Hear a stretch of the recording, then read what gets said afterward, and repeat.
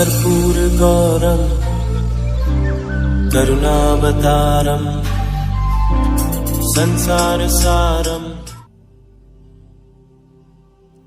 ओम शिवा, जय माता दी। पुनः स्वागत है आप सभी का। चलिए हमारा उत्तम विषय ले लेते हैं। नया वर्ष जो है 2025 मिथुन राशि के जो जातक हैं उनके लिए कैसा रहेगा। वीडियो इस प्रकार से रहेगी कि हर महीने जो प्रमुख गोचर हैं उन पे भी चर्चा करेंगे। महीने को समझेंगे, महीना हमारे लिए कैसा जाएगा जनवरी से लेकर दिसंबर तक। और एक छोटा सा उपाय भी जो स्कैनिंग विद्या है उसके अनुभव के आधार पर मैं आपको सेवा में दूंगा। उस उपाय से जो नकारात्मक प्रभाव जो थोड़े बहुत भी उत्पन्न होंगे वह पूर्णतः कट जाएंगे। चलिए विषय प्रारंभ करने से पहले मूल समझ लीजिए 2025 का अंक का जो विज्ञान है उसके आधार पर यह जो वर्ष है ये मंगल देव पे आधारित है। अब जो मंगल देव हैं उनको ऐसे समझिएगा कि एक ऐसा युवक है जिसके पास बहुत अधिक ताकत है। उसकी ताकत इतनी अधिक है कि वह जो भी संकल्प ले लेता है उसके आगे कोई भी व्यक्ति फिर अड़ नहीं सकता है, कोई भी उसका सामने से मुकाबला नहीं कर सकता है। लेकिन यही जो उसका संकल्प है उसके साथ अगर किसी बुजुर्ग का, किसी बड़े अनुभवी व्यक्ति का जो जीवन के प्रति जो दृष्टिकोण है उसका अनुभव जोड़ दिया जाएगा, फिर ऐसे जातक को रोकना लगभग असंभव है, यानी प्रगति के आधार पर। प्रार्थना रहेगी कि जनवरी माह को अगर मंगलदेव को आधार मानते हुए अगर आप चलते हैं तो भगवान के 3 प्रारूप, भगवान हनुमान, भगवान कार्तिकेय और भगवान नरसिंह, इन तीनों में से किसी भी एक की अगर आप पूजा, आराधना, साधना करनी प्रारंभ कर देते हो और 1 वर्ष पूरा समर्पित कर देते हो, इन ईश्वर के इन 3 प्रारूप में से किसी भी एक प्रारूप पे अपना इष्ट मानते हुए पूर्णतः समर्पण कर देते हो, तो यह वर्ष आपको धन के संबंध में बिल्कुल भी निराश नहीं होने देगा। बस ये छोटी सी प्रार्थना थी, ध्यान रखिएगा। चलिए जनवरी में समझ लेते हैं जनवरी 2025 आपका कैसा जाएगा। 14 जनवरी से सूर्यदेव मकर राशि में प्रवेश कर जाएंगे और 24 जनवरी से बुधदेव भी मकर राशि पर गोचर करेंगे और 28 जनवरी से मीन राशि पर उच्च होकर गोचर करेंगे। बुध आदित्य योग जो है वह बनेगा और सीधी दृष्टि आपके धन स्थान पर पड़ेगी। आप ये कह सकते हो बुध आदित्य योग तब अधिक फलित होता है जब भविष्य की गणनाओं के आधार पर आप वर्तमान कर्म को सीधा करने लग जाते हो, तो सीधे तरीके से धन आपके पास आने लग जाता है। यह जो अवस्था होगी इसमें बिल्कुल भी कोई भी व्यक्ति यह कंप्लेंट नहीं कर सकता कि मैं पूर्णतः घर पे खाली बैठा हुआ हूँ। कुछ न कुछ रोजगार या व्यापार का कोई ना कोई साधन जिससे मासिक आय मजबूत हो वह आपके सम्मुख आएगा ही आएगा। अब जो 28 जनवरी से मीन राशि पर उच्च होकर गोचर करेंगे शुक्रदेव, तो आपका जो कर्म क्षेत्र है वह निखरेगा ही निखरेगा, क्योंकि 12 नंबर जो राशि पड़ती है वह आपके कर्म क्षेत्र पे पड़ती है और सीधे तौर पर जो शुक्रदेव की दृष्टि रहेगी वह आपके सुख स्थान पे रहेगी, तो सुखों में बहुत अधिक वृद्धि होने वाली है। उपाय समझ लीजिएगा जनवरी महीने का किसी भी गुरुवार के दिन राहु काल को ध्यान रखते हुए घर की दक्षिण दिशा में श्री राम तुलसी जी और श्री श्याम तुलसी जी स्थापित करें। चलिए फरवरी 2025 बहुत अच्छी शुभ न्यूज़ रहेगी इसमें, क्योंकि 4 फरवरी से देवगुरु बृहस्पति देव, बहुत बड़े मेजर प्लैनेट हैं, ये मार्गी हो जाएंगे। स्मरण करवा देता हूँ आपकी सेवा में 9 अक्टूबर 2024 को 119 दिनों के लिए वक्री हो गए थे। तो द्वादश भाव से संबंध रखते हुए अगर बृहस्पति देव वहाँ पर वक्री हैं तो इन्होंने जब ये वक्री रहे लाभ स्थान को निखारने का प्रयास करा, क्योंकि स्कैनिंग विद्या में एक भाव पीछे देखने की दृष्टि आ जाती है जहाँ पर अमुक ग्रह बैठे हुए हैं जो भी वक्री काल में बने हुए थे। अब मार्गी होते ही वह जितने भी जहाँ भी पेंडिंग काम है वह बहुत अधिक इम्प्रूव होने लग जाएंगे और अब वह डेट आ जाएगी जिसमें हमारा जो छठा सेक्शन है कर्जा बीमारी शत्रुता वाला, यह बहुत अधिक सीधे तरीके से बैलेंस होने लग जाएगा। जो भी पेंडिंग काम है वह इस महीने से बहुत अधिक आगे बढ़ने शुरू हो जाएंगे और उसमें आप यह देखोगे कि यह आपको रियलाइज़ होगा कि अमुक जो ग्रह होता है उसका जो भी काल होता है, अगर बहुत धैर्य से काम लिया जाए तो वह काल में भी कुछ ना कुछ हम अच्छा निकाल सकते हैं। यानी कि यह जो 4 फरवरी की जो डेट है, बृहस्पति देव के मार्गी काल को ध्यान में रखते हुए बहुत अधिक शुभता आपके जीवन में लेकर आएगी। यह कह सकते हो कि रात्रि को चैन की नींद आप ले पाओगे। 11 तारीख से और 12 तारीख से सूर्य देव और बुध देव कुंभ राशि पर गोचर करेंगे। भाग्य स्थान पर बुधादित्य योग है, तो मेहनत का जो ढंग है, आपका परिश्रम करने का तरीका है, इसमें बहुत अधिक मस्तिष्क का प्रयोग अब आपको करना पड़ेगा, या ग्रहों के प्रभाव से बहुत अधिक मस्तिष्क ऊर्जा का फैलाव होने लग जाएगा और पुनः उसी के आधार पर परिश्रम करते हुए भाग्य का पुनर्निर्माण होगा। तो जनवरी महीना भी आपका उत्तम गया और फरवरी भी बहुत अधिक उत्तम जाएगा। अब एक शुभ न्यूज़ इसमें और भी है, क्योंकि 24 फरवरी से मंगलदेव मार्गी हो जाएंगे। स्मरण करवा देता हूँ, 7 दिसंबर 2024 को मंगलदेव 80 दिनों के लिए वक्री हो गए थे, और मंगलदेव एक ऐसे ग्रह हैं जो 2 या 2 से अधिक स्थानों से आपको धन दिलवा सकते हैं। ये ध्यान रखिएगा, और ये वर्ष भी मंगलदेव को समर्पित है अंकों के गणना के आधार पर। थोड़ा सा इसमें आपको हल्का सा जो बहुत लंबे काम है उसमें थोड़ा सा पेंडिंग देखने को मिलेगी, क्योंकि 28 फरवरी से कुंभ राशि पर 40 दिनों के लिए अस्त प्रभावी हो जाएंगे शनिदेव। अभी इसको ऐसे समझिएगा कि जो भी आपकी लोकेलिटी है उससे बाहर के क्षेत्रों से संपर्क आपका होगा, और क्योंकि आपकी जो लोकेलिटी है, जो पूर्व जान पहचान है आपकी, जो एक क्षेत्र जो सीमित था, अस्त जब प्रभाव में आ जाएंगे तो क्षेत्र जो है बढ़ना शुरू हो जाएगा। अगर पॉजिटिव मान के चलोगे तो रिजल्ट पॉजिटिव ही मिलेंगे। चलिए उपाय समझ लीजिए। प्रत्येक मंगलवार भगवान कार्तिकेय पर 11 सफ़ेद पुष्प अर्पण करें। मार्च 2025 कैसा रहेगा आपका? 2 मार्च से 43 दिनों तक वक्री प्रभाव में रहेंगे शुक्रदेव। शुक्रदेव जब भी वक्री प्रभाव में रहते हैं तो आपकी जो ड्रेसिंग सेंस है और आपका जो सफाई पसंद नेचर है उसमें थोड़ा सा विलंब आ सकता है, यानी कि कुछ ऐसा भी हो सकता है इसमें शुक्र की जो पवित्रता है, शुद्धता है और नियमितता है वह प्रभावित हो सकती है। अगर आप मेंटेन करके चलते हो तो अस्त प्रभाव का बहुत अधिक नकारात्मक प्रभाव आपके ऊपर नहीं पड़ पाएगा। इसलिए ये उपाय दिए गए हैं जिससे थोड़ी बहुत भी नकारात्मक ऊर्जा आए तो वह तुरंत ही कट जाए। 14 मार्च से सूर्यदेव मीन राशि पर गोचर करेंगे। सूर्यदेव जैसे ही कर्म क्षेत्र पे आपके आ जाएंगे, एक बहुत बड़ा चेंज और पॉजिटिव एटीट्यूड के साथ आपके कर्म क्षेत्र का फैलाव होने लग जाएगा। जैसे जैसे सूर्य का प्रकाश फैलता जाएगा वैसे वैसे कर्म क्षेत्र का आपका फैलाव बढ़ना शुरू हो जाएगा। और 4 दिनों के लिए 19 मार्च से शुक्रदेव जो है ये समझिएगा कि अस्त हो जाएंगे, लेकिन थोड़ा ही समय है, बहुत अधिक इसका प्रभाव नहीं पड़ेगा, लेकिन डेट इंपॉर्टेंट है इसलिए इसको गोचर में शामिल किया गया है। और बहुत बड़ा बदलाव आएगा। 29 मार्च से मीन राशि पर गोचर करेंगे शनिदेव। शनिदेव यहाँ पर जो मीन राशि पे आ जाएंगे और यहाँ पर सूर्यदेव पहले से बैठे हुए हैं। एक बात मैं क्लियर कर देता हूँ कि सूर्य और शनि की जो शत्रुता कही गई है वह तत्व आधार पर करी गई है, यानी कि दोनों के जो तत्व हैं उनका आपस में कभी भी एकाकरण नहीं हो सकता, यानी अंधकार और प्रकाश का मिलन कभी नहीं हो सकता है। इसका अर्थ यह बिल्कुल भी नहीं है कि आपके अपने घर में अपने पिता से या अपने बुजुर्गों से बिगड़ने लग जाएगी। बात यह है कि उनकी जो नीतियाँ रही हैं या वो जो बात कहना चाह रहे हैं वह आपस में जो अंडरस्टैंडिंग का जो लेवल है वह थोड़ा सा प्रभावित हो सकता है, लेकिन उपाय करके चलेंगे तो बहुत अधिक नकारात्मक प्रभाव देखने को नहीं मिलेंगे। उपाय समझ लीजिए, श्री हनुमान जी के 12 नाम नित्य दिन में 10 बजे और दोपहर 4 बजे 11 बार पढ़ा करें। प्रार्थना रहेगी जैसे कि 12 नाम है, आपने पढ़े 12 नाम पढ़े तो ये हो गया 1 बारी, दोबारा पढ़े 12 नाम ये हो गया 2 बारी, ऐसे करते हुए 11 बार पढ़ने हैं दिन में 10 बजे और 4 बजे। और बहुत उत्तम आपको शुभता वाली ऊर्जा धन के संबंध में, परिवार की एकता के संबंध में देखने को मिलेगी। अप्रैल 2025 में आगे बढ़ते हैं। मंगलदेव 3 अप्रैल से कर्क राशि पर नीच प्रभावी होकर गोचर करेंगे और 14 अप्रैल से मेष राशि पर उच्च होकर गोचर करेंगे सूर्यदेव। अब ये 2 ही जो प्लैनेट हैं इनका लिया गया है, एक नीच प्रभावी है, एक उच्च प्रभावी है। अब कर्क राशि जो पड़ेगी धन स्थान पे पड़ेगी, यहाँ थोड़ी बहुत आपको जो आपका कुटुंब है और जो परिवार का ही जो मेंबर है उसके साथ थोड़ा सा धन के संबंध में थोड़ी सी परेशानी हो सकती है। पेमेंट जो है उनकी तरफ से जो उनको पूर्व में पैसा दिया गया है वह आने में, आपके पास आने में थोड़ा सा विलम्ब हो सकता है।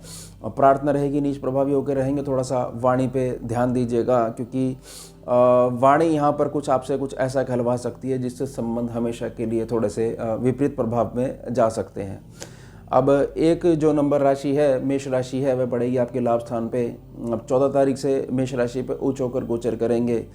बहुत अधिक शुभता आपके त्रिकोण भाव पर पड़ने लग जाएगी, यानी कि यह जो अप्रैल महीना है यह आपकी जो संतान पक्ष है इसको बहुत अधिक लाभ देगा। आपका भी सर्वलाभ स्थान है वह बहुत अधिक जो है आपको शुभता प्रदान करेगा, क्योंकि यहाँ पर उच्च होकर बैठ जाएंगे सूर्यदेव। और क्योंकि सूर्यदेव की जैसी चाल होती है उससे सभी ग्रह, सभी नवग्रह प्रभावित होते हैं, तो सूर्यदेव का जो गोचर होता है वह बहुत ज़्यादा इंपॉर्टेंट होता है। उपाय समझ लीजिए, प्रत्येक मंगलवार दिन में ठीक 10 बजे सिंदूर वाले हनुमान जी पर सिंदूर अर्पण करें। यह है आपका अप्रैल का उपाय। मई 2025 में बात करेंगे, वृष राशि में गोचर करेंगे 14 मई से सूर्यदेव। अब सूर्यदेव पहुंच गए 12th सेक्शन में। 12th सेक्शन में जब पहुंच गए हैं, यहाँ पर आपको थोड़ा सा अपने स्वास्थ्य का ध्यान रखना है, क्योंकि कार्य का लोड इतना बढ़ जाएगा कि आपको रात को काफ़ी देर तक कार्य करना पड़ सकता है, क्योंकि एक बड़ा लक्ष्य की तैयारी करवाएंगे सूर्यदेव। तो प्रार्थना रहेगी बस अपनी सेहत का ध्यान रखिएगा, और सीधी दृष्टि रहेगी आपके छठे विभाव पे। तो जो कुछ भी नकारात्मक ऊर्जा होगी वह सूर्यदेव का प्रकाश है जाने से वहाँ पर जलनी शुरू हो जाएगी, यानी कर्जा बीमारी शत्रुता वाला सेक्शन है, यह दबना शुरू हो जाएगा। और मिथुन राशि में गोचर करेंगे 14 मई से देवगुरु बृहस्पति देव, और लगन में जैसे बृहस्पति देव आएंगे आपकी कुंडली की संपूर्ण नकारात्मकता, समझ लीजिए कि आधे कष्टों को जैसे ही इस अमुक राशि पे गोचर करेंगे मिथुन राशि पर, तो सारी चीज़ों को अपने अंदर समाहित कर लेंगे। लेकिन ध्यान रखिएगा, आपको इस समय जो एकदम से आपके कार्य सिद्ध होने लग जाएंगे तो बहुत अधिक आवेश में नहीं आना है, अहंकार में बिल्कुल नहीं आना है, बिल्कुल झुक के चलते रहना है। क्योंकि एकदम से जो लाभ होने लगता है तो व्यक्ति बहुत अधिक जो है अपनी जो परिश्रम है और पूर्व के जो दिन है उनको थोड़ा सा भूलने लग जाता है। तो इसलिए यहाँ पर प्रार्थना रहेगी कि जैसे सामान्य रूप में चलते रहिएगा, आशीर्वाद झुककर ग्रहण करिएगा देवगुरु बृहस्पति देव का। और मेजर अपडेट 18 मई से राहु और केतु के विषय में। राहु देव आगे जाएंगे, यानी कि इनका आगे चलना, यानी एक स्टेप पीछे कुंभ राशि पे आ जाएंगे, और केतु देव सिंह राशि पे आ जाएंगे। अब जो ये समझ लीजिए कि राहु और केतु एक प्रकार से उल्टे होके बैठ जाएंगे। उल्टे होने का संदर्भ ये है कि तीसरे भाव पे राहु और 9वें भाव पे जो केतु है, इनको बोला गया स्कैनिंग विद्या में सीधे बैठे हुए हैं, और इसके विपरीत बैठ जाए तो उल्टे होके बैठ जाएंगे। प्रार्थना रहेगी ज़्यादा इफेक्ट जो आपको पड़ेगा वह आपकी प्रकृति में पड़ेगा। अब जो उत्तम मस्तिष्क से जो काम लेते आ रहे थे, हमेशा द्विस्वभावी नेचर पुनः जो आपको परेशान करेगी और आप हृदय लगाने लग जाओगे। इससे आपको ही बहुत विषम प्रभाव देखने को मिल सकते हैं। तो यहाँ पर जो केतु जो हैं वो बार बार आपको बहुत अधिक सीधे तरीके से चलाने का प्रयास करेंगे, और सम्मुख व्यक्ति जो है, जो बहुत अधिक चतुराई से आपसे कार्य निकालने की भावना अंदर में रखा हुआ है लेकिन मीठी वाणी का प्रयोग कर रहा है, तो वह जो आपकी जो प्रकृति देखेगा उससे थोड़ा सा आपको नुकसान पहुंचा सकता है। लेकिन प्रार्थना रहेगी, मैं आपको सचेत कर रहा हूं, उत्तम मस्तिष्क से काम लीजिएगा। अब जो राहुदेव भाग्य स्थान पर बैठे हुए हैं, तो राहुदेव थोड़ा सा ये समझ लीजिए भाग्य का ग्रास करते हैं, और राहुदेव के उदर है नहीं, पेट है नहीं, केवल सर है, तो तृप्ति कभी नहीं हो सकती है। और गौ सेवा इस काल में अगर आप करते हैं तो बहुत अधिक लाभ मिलेगा, क्योंकि गौ माता से एक स्टेप पीछे होके चलते हैं। गौ माता के क्षेत्र में राहुदेव कभी भी, नेगेटिव राहुदेव कभी भी प्रवेश नहीं कर सकते हैं। इस महीने का उपाय समझ लीजिए, प्रत्येक शनिवार पूजनीय पीपल वृक्ष के नीचे बैठकर 11 पाठ श्री बजरंग बाण के करें। राहु और केतु का जो ये जो मई में जो गोचरीय प्रभाव है, तो यह समझ लीजिए कि जो 18 मई की जो तारीख है, तो 18 से लेकर यह महीना पूर्ण होने तक थोड़ा सा आपके जीवन में संघर्ष बढ़ जाएगा, लेकिन धैर्य की पालना करके चलेंगे। जो उपाय अभी तक सेवा में बताए गए ये करते चलेंगे तो बहुत अधिक आपको परिश्रम नहीं देखना पड़ेगा। किसमें कि जो संघर्ष जो व्यर्थ का हो रहा है उसमें जहाँ परिश्रम करना ही नहीं चाहिए था वो अधिक देखना जो पड़ रहा था, उपायों के आशीर्वाद से वो नहीं करना पड़ेगा आपको। अब जून में आगे बढ़ते हैं हम। जून 2025 12 जून से 27 दिनों के लिए अस्त प्रभाव में रहेंगे बृहस्पति देव। यह जो काल रहेगा शांति काल इसको आप कह सकते हैं। हर जगह से आपको लगभग संघर्ष देखने को मिलेगा, लेकिन मौन होकर चलते रहेंगे और नित्य कर्म में अपने लगे रहेंगे। 27 दिनों के बाद पुनः जो ये इस प्रभाव से बाहर आ जाएंगे तो पुनः उदय हो जाएंगे, पुनः प्रकाश आ जाएगा जीवन में।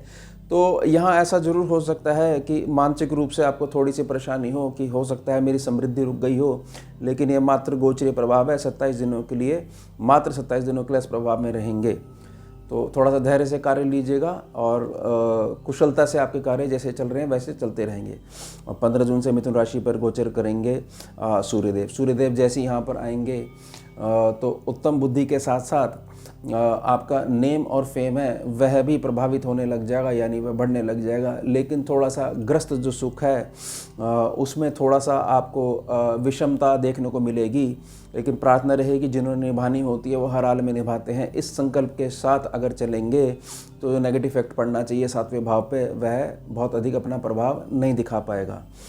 उपाय समझ लीजिए, प्रत्येक मंगलवार रात्रि उत्तर दिशा की तरफ मुख करके शिवलिंग पर देशी घी का दीपक अर्पण करें। चलिए जुलाई 2025 में आगे चलते हैं। 13 जुलाई से 138 दिनों के लिए वक्री प्रभाव में चले जाएंगे शनिदेव। अब इस समय जो है यह मीन राशि पे होंगे। तो इस बात को समझ लीजिएगा कि आपका जो कर्म क्षेत्र है, कर्म क्षेत्र को अब आप में अधिक परिश्रम दिखाने की आवश्यकता रहेगी, क्योंकि वक्री प्रभाव का मतलब यही है कि आपको बहुत अधिक संघर्ष करना पड़ेगा। तो संघर्ष को आप ऐसे मत लीजिए कि बहुत अधिक जो है नकारात्मक बढ़ जाएगी। इसको सिर्फ ऐसे समझिए कि जहाँ पर सीधी मेहनत करने से रिजल्ट सीधा मिल रहा था, अब वहाँ पर हमारे को मेहनत जो 2 गुनी करनी है तो रिजल्ट हमारे को एक लेवल का मिल पाएगा। अगर इसी संदर्भ में चलेंगे, उपाय साथ में करते रहेंगे, तो आप ये देखेंगे कि अभी तक जो है जून तक जो है किसी प्रकार की कोई दिक्कत नहीं आई है, तो आगे भी नहीं आएगी। प्रार्थना रहेगी उपाय स्कैनिंग विद्या के अनुभव के आधार पर हैं, इसलिए ये करते ही तुरंत आपको लाभ देंगे। आपको किसी प्रकार का नकारात्मक जो प्रभाव है गोचरीय व्यवस्था से वह बिल्कुल भी छू नहीं पाएगा। 16 जुलाई से कर्क राशि पे गोचर करेंगे सूर्यदेव जैसे यहाँ पर आ जाएंगे। पुनः जो कर्म क्षेत्र में जो ढीलापन आया था शनिदेव के वक्री प्रभाव से वह पुनः जो है बैलेंस हो जाएगा और घर पे थोड़ा समय कम दे पाएंगे, तो इसका थोड़ा सा ध्यान बना के रखिएगा। और कन्या राशि पे गोचर करेंगे 28 जुलाई से मंगलदेव जब यहाँ पर आ जाएंगे तो इस बात को समझिएगा सूर्य और मंगल के प्रभाव से गुरु शिष्य परंपरा, यानी वह यह काल होगा जब आपका कर्म क्षेत्र भी बड़े उच्च पे चलेगा, घर वालों को भी साथ मिलेगा और मानसिक रूप से जो आंतरिक प्रसन्नता बनी रहनी चाहिए वह भी बनी रहेगी। और सूर्यदेव के जो बर्निंग पॉइंट से जो देखा जाता है तो मंगलदेव उसको भी थोड़ा सा बैलेंस कर लेंगे, जो अतिरिक्त ऊर्जा है वह उसको अपने अंदर सोख लेंगे। उपाय समझ लीजिए, प्रत्येक मंगलवार सिंदूर वाले हनुमान जी पर 11 तुलसी दल अर्पण करते हुए उनके सीधे चरण से तिलक अपने माथे पर लगाएं। चलिए अगस्त 2025 कैसा रहेगा। सूर्यदेव 17 अगस्त से सिंह राशि पर गोचर करेंगे, अपने साइन में आ जाएंगे। और बुधदेव 30 अगस्त से सिंह राशि पर गोचर करेंगे। अब ये जो सूर्यदेव जैसी 17 अगस्त से मूव करेंगे तो बहुत अधिक जो है परिश्रम जो है वह आपका बढ़ जाएगा, और लेकिन परिश्रम बढ़ेगा उसके साथ साथ भाग्य भी आपका 2 गुना होकर साथ देगा। साथ में बुध आदित्य योग जो है, जैसे ही बुध आ जाएंगे महीने के एंड में 30 अगस्त से आ जाएंगे, तो वह जो शारीरिक परिश्रम था वह आधा हो जाएगा और दिमागी परिश्रम अब 2 गुना आपको इस्तेमाल करना पड़ेगा। लेकिन दोनों ही स्टेजेस में 17 तारीख से और 30 तारीख तक बीच में, और 30 अगस्त के बाद से सितंबर वाला जो महीना रहेगा इसमें भी आप ये देखोगे तो शारीरिक परिश्रम उतना ही है, लेकिन भाग्य तब भी आपका साथ दे रहा था जब शारीरिक परिश्रम अधिक करना पड़ रहा था। और शारीरिक परिश्रम जब आधा हो गया, दिमागी परिश्रम बहुत अधिक करना पड़ रहा है, तो भी भाग्य का साथ बना रहेगा। तो भाग्य के लिहाज से ये बहुत अच्छा महीना आपका जाने वाला है। उपाय समझ लीजिए, प्रत्येक मंगलवार 21 पान के पत्तों पर हनुमान जी वाले सिंदूर से राम नाम लिखकर, केवल राम लिखिएगा, प्रार्थना रहेगी, तोरण बनाकर यानी कि माला बनाकर सिंदूर वाले हनुमान जी पर अर्पण करें। चलिए सितंबर 2025 कैसा रहेगा।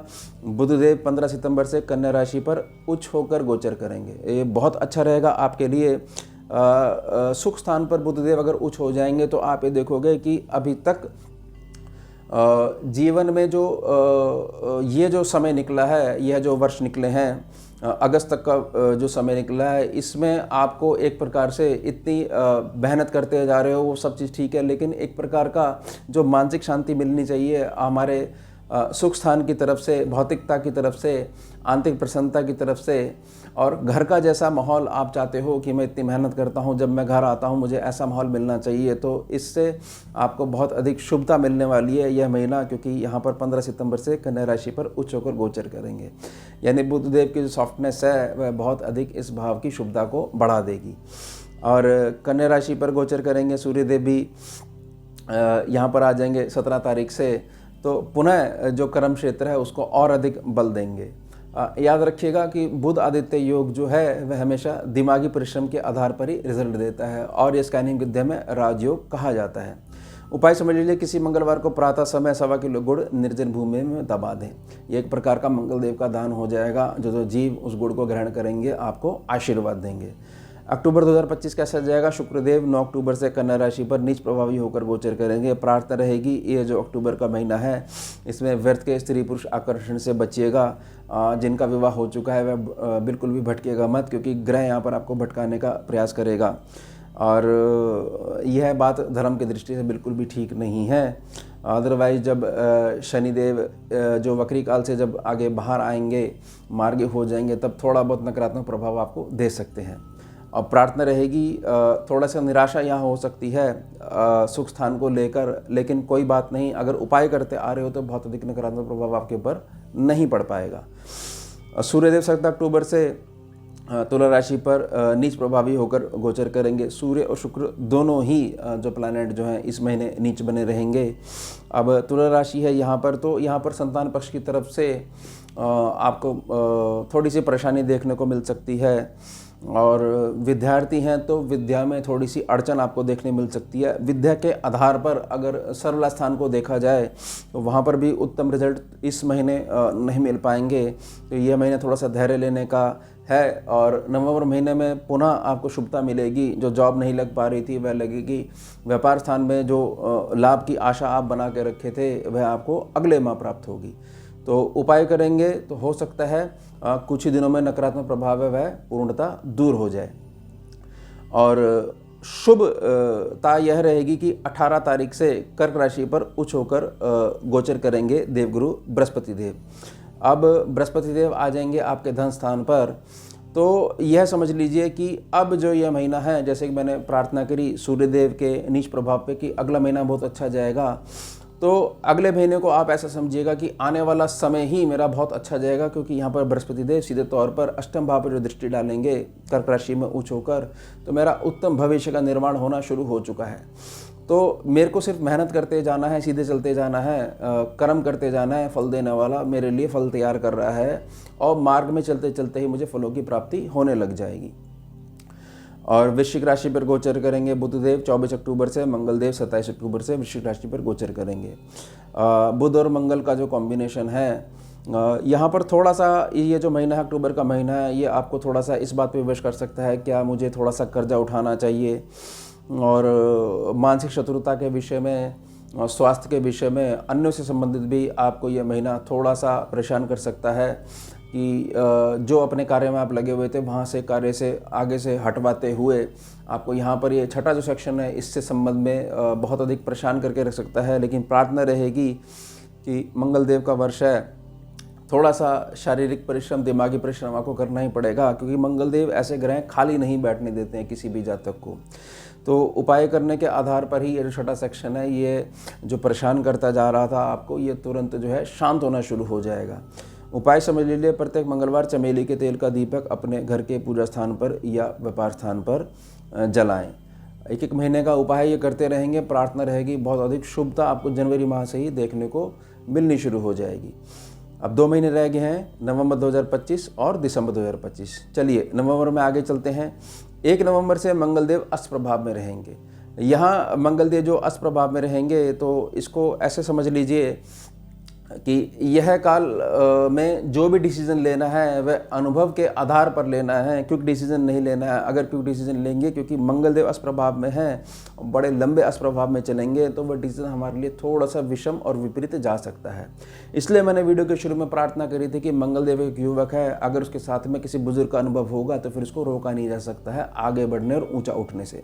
तो अगर वह बुजुर्ग को हटा दोगे, केवल जो है ताकत रह जाएगी, अनुभव की कमी हो जाएगी, तो फिर जहाँ पर जोर लगाना चाहिए वहाँ पर जोर लगाने वाला हट जाएगा और आपको ये पता नहीं है कि इस दिशा में परिश्रम करना चाहिए या इस अमुक दिशा में जाना चाहिए, तो उससे थोड़ा सा भटकाव बढ़ जाएगा। तो प्रार्थना रहेगी यहाँ पर बहुत सोच समझ के स्टेप लीजिएगा। व्यर्थ में कर्जा चढ़ने की संभावना है नवंबर महीने से ही, और ये तो 1 तारीख से ही अष्टप्रभाव में चले जाएंगे। और थोड़ा सा विपरीत प्रभाव भी रहेगा, क्योंकि 11 तारीख से 120 दिनों के लिए वक्री प्रभाव में देवगुरु बृहस्पति देव चले जाएंगे। वक्री प्रभाव का मतलब है कि आप जहाँ पर आपको प्रार्थना करनी पड़ रही थी, वहाँ अब आपको थोड़ा सा वाणी थोड़ी सी ऊंची करनी पड़ेगी, शायद तीखे शब्दों का इस्तेमाल करना पड़ेगा, लेकिन मर्यादा में रहते हुए तो आपका कार्य बन जाएगा। उदाहरण समझिए कि जैसे कि आपने किसी जातक से पेमेंट लेनी है और बड़े सीधे तरीके से आपने हाथ जोड़ के प्रार्थना करी, और सम्मुख व्यक्ति ने केवल आपके सीधेपन का फ़ायदा उठाते हुए आपको तारीख दे दी, और फिर जब आपने पुनः उनसे संपर्क करा, फिर उन्होंने दूसरी आपको डेट बता दी या कोई समस्या बता दी। यहाँ पर थोड़ा सा कड़े शब्दों का इस्तेमाल करोगे तो अगले व्यक्ति को यह समझ में आएगा कि ऐसे काम नहीं चलेगा, और इस प्रकार का जैसे तकाजा जो करते हैं, तो उससे यहाँ पर आपको पुनः जो है पेमेंट की प्राप्ति होगी। तो आप ये कह सकते हो कि हाँ, यह जो 2 ग्रह हैं, मंगलदेव और बृहस्पति देव, एक अस्त में हो जाएंगे और दूसरे वक्री हो जाएंगे, तो यहाँ पर इस प्रकार का परिश्रम आपका बढ़ जाएगा। संघर्ष, हाँ, यहाँ आप कह सकते हैं कि बढ़ जाएगा, लेकिन उपाय करते रहेंगे तो बहुत अधिक परेशानी आपको छू नहीं पाएगी, ये ध्यान रखिएगा। सूर्यदेव 16 नवंबर से वृश्चिक राशि पर गोचर करेंगे। सूर्यदेव जैसी 16 तारीख पे वृश्चिक राशि पे आएंगे, तो सूर्यदेव की प्रकृति है, जहाँ बैठते हैं उसको जलाना शुरू कर देते हैं। तो छठा सेक्शन आपका बैलेंस होना शुरू हो जाएगा। कोई भी हो, कैसा भी हो, आपका कुछ नहीं बिगाड़ पाएगा। कर्जा, बीमारी, शत्रुता, जो डाउट बना हुआ था कि हमारे को डेप्थ सेक्शन जो है एक प्रकार से निगलने के लिए तैयार बैठा है, लेकिन सूर्यदेव का जो ये मूव है इसको बहुत अच्छे तरीके से बर्न कर देगा, और खर्चे भी आपके बहुत अधिक सीमित कर देगा। जहां आपके बहुत अधिक पैसे लगने हैं वहां 10% में ही आपका काम चल जाएगा। ये ध्यान रखिएगा कि अगर एक ग्रह नकारात्मकता दे रहा है तो दूसरा ग्रह गोचर व्यवस्था में बैलेंस करना शुरू कर देता है। जातक का आंतरिक दृष्टि भाव जैसा है वैसे ही उसको फलों की प्राप्ति होती है। और वृश्चिक राशि में गोचर करेंगे शुक्रदेव, तो सूर्य और शुक्र का जो कॉम्बिनेशन है, यह करता क्या है, जो हमारी जो धर्म पत्नी है, जीवन साथी है, उनके स्वास्थ्य को गिराना शुरू कर देता है, और उनके कारण हमारा जो सोशल नेटवर्क है वह प्रभावित होने लग जाता है। तो प्रार्थना रहेगी अपनी धर्म पत्नी का, जीवन साथी का थोड़ा सा स्वास्थ्य का ध्यान रखिएगा। कुछ भी ऐसे शब्द मत बोलिएगा जो उनको फील हो, क्योंकि सूर्य शुक्र का जो कॉम्बिनेशन है हमेशा शुक्र को बहुत अधिक दबा देता है, और जो कुंडली में जहाँ कहीं भी राहु बैठे होते हैं उनको भी नेगेटिव कर देता है, और स्कैनिंग विद्या में यहाँ भी कृत्रिम राहु को पैदा कर देता है। और जहाँ पर कृत्रिम राहु पैदा होंगे उसके ठीक सामने केतु आ जाएंगे। तो केतु अगर 12th बाद में आ जाएंगे तो व्यक्ति का किसी भी प्रकार से किसी भी कार्य में मन नहीं लगता है, एक प्रकार के विछोड़ की भावना पैदा हो जाती है। तो इससे बाहर आने का प्रयास करिएगा, उपाय करते रहिएगा, बहुत अधिक आपको मदद मिलेगी। उपाय समझ लीजिए, नवंबर महीने का प्रत्येक मंगलवार शिवलिंग पर श्रद्धा अनुसार शहद अर्पण करें। चलिए, अंतिम महीना है दिसंबर 2025, ये कैसा जाएगा हमारे लिए, क्योंकि जनवरी हमारा बहुत अच्छा गया है, तो शुरू का, मध्य का और अंतिम बहुत अधिक इम्पोर्टेंस रखते हैं। 5 दिसंबर से मिथुन राशि पर गोचर करेंगे देवगुरु बृहस्पति देव, क्योंकि स्वभाव है पीछे आने का, तो पीछे आएंगे। 7 दिसंबर से धनु राशि पर गोचर करेंगे मंगलदेव, और 11 दिसंबर से 53 दिनों के लिए अस्त हो जाएंगे शुक्रदेव। फिर आगे जाके अगले वर्ष जो है पुनः जो है इस प्रभाव से बाहर निकलेंगे, और धनु राशि पे 16 दिसंबर से सूर्यदेव गोचर करेंगे। अब सूर्य और मंगल है, जब यहाँ पर बैठ जाएंगे तो एक जो आपका जो मासिक जो आने वाला धन है, इसके संबंध में एक बहुत बड़ा बदलाव देखने को मिलेगा, लेकिन थोड़ा सा प्रभाव आपके गृहस्थी सुख में पड़ेगा, क्योंकि गृहस्थी में बहुत अधिक टाइम नहीं दे पाओगे। इसका मतलब ये नहीं कि गृहस्थी में किसी प्रकार के वाद विवाद उत्पन्न होने लग जाएंगे। गृहस्थी सुख के कमी के लिए प्रार्थना यही है कि समय थोड़ा सा कम दे पाओगे। तो दोनों ही चीज़ें आवश्यक हैं, कैरियर भी आवश्यक है, गृहस्थी भी आवश्यक है। तो यह माह है, थोड़ा सा आप कैरियर की तरफ फोकस करिएगा। तो उसी आधार पर थोड़ा सा यह है कि ये प्रार्थना रहेगी कि घर वाले भी आपके समझें, आपको समय दें और आपको अलाउड करें कि ठीक है आप इस चीज़ पे फोकस करिए, कोई बात नहीं, गृहस्थी का थोड़ा सा जो बर्डन है वह आप हमारे पर रहने दीजिए, आप खुल के काम करिए, हमारा पूरा सपोर्ट है। और ये समझिए कि सूर्य और मंगल का कॉम्बिनेशन है, इसमें जब भी ये कंबाइंड होते हैं ग्रह तो व्यक्ति कुछ ना कुछ नया सीखता है, क्योंकि स्कैनिंग विद्या में इसको गुरु शिष्य परंपरा योग बोलते हैं।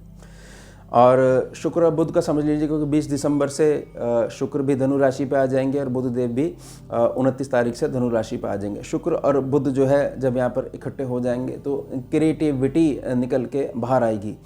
यानी दिसंबर जो महीना है इसको आप ऐसे समझिएगा एक बहुत बड़ा बदलाव लेकर आएगा और एक नई प्रकार की क्रियाएं आपके जो क्रियाकलाप हैं उसमें शामिल हो जाएंगी, एक नई क्रिएटिविटी बाहर निकाल के लेके आओगे। या आप ऐसे समझिए कि गर्मियों से सर्दियों तक का जो समय है, जो जेठ मास की गर्मी है, जब से वो प्रारंभ हो जाएंगी तब से जो आपके मन में आंतरिक क्रियाएं चल रही हैं कि मुझे अपने व्यापार स्थान को, मुझे रोजगार स्थान को इस प्रकार से ऊंचा उठाना है और वो मौका नहीं मिल पा रहा है, तो ये दिसंबर जो महीना है 20 तारीख से, तो यह समझेगा कि ये बहुत अधिक आपको उस दिशा में लाभ देना शुरू कर देगा। तो कुल मिला के ये जो साल है आपके लिए बहुत उत्तम रहेगा, इस आधार पर कि आपकी लगन कुंडली भी उतनी मजबूत होनी चाहिए। चलिए उपाय समझ लीजिए। प्रत्येक मंगलवार 1.25 किलो गुड़ भारतीय देशी गौ माता के निमित्त गौशाला में दान करें। प्रार्थना रहेगी कि एक बार पुनः आपको याद दिलाना चाहता हूँ कि मंगल देव का जो वर्ष है तो इसमें मंगल देव की ऊर्जा का सीधा प्रभाव सभी जातकों पे पड़ेगा, चाहे वे किसी भी क्षेत्र से संबंध रखते हों, चाहे अमुक किसी भी राशि के हों, कैसी भी स्थिति उनकी कुंडली में बनी हुई हो, विपरीत बनी हुई हो, सीधी बनी हुई हो और अच्छी से अच्छी स्थिति बनी हुई हो और बहुत अधिक विषम भी हो सकती है। वास्तु भी बहुत अधिक सीधा हो सकता है और टेढ़ा भी हो सकता है, लेकिन अंक गणना के आधार पर बहुत बड़ा इम्पैक्ट एक पड़ता ही है। तो प्रार्थना रहेगी यह वर्ष केवल परिश्रम करने का है। यह बात अगर आप ध्यान में रखोगे और साथ में अपना जो अनुभव है यानी सद्बुद्धि से कार्य लोगे तो ये वर्ष आपके लिए बहुत स्वर्णिम जाएगा, प्रत्येक महीने के उपायों को ध्यान में रखते हुए। आपके लिए वर्ष बहुत अच्छा जाए, ऐसी प्रार्थना महादेव के चरणों में सदा के लिए रहेगी। तो योग है हमारा उत्तम विषय। अब मिलते हैं आपसे अगले भाग में नए विषय के साथ। जुड़िए और जोड़िए। ओम शिवा, जय माता। भुजगेन्द्रहारम् कर्पूरगौरं करुणावतारम्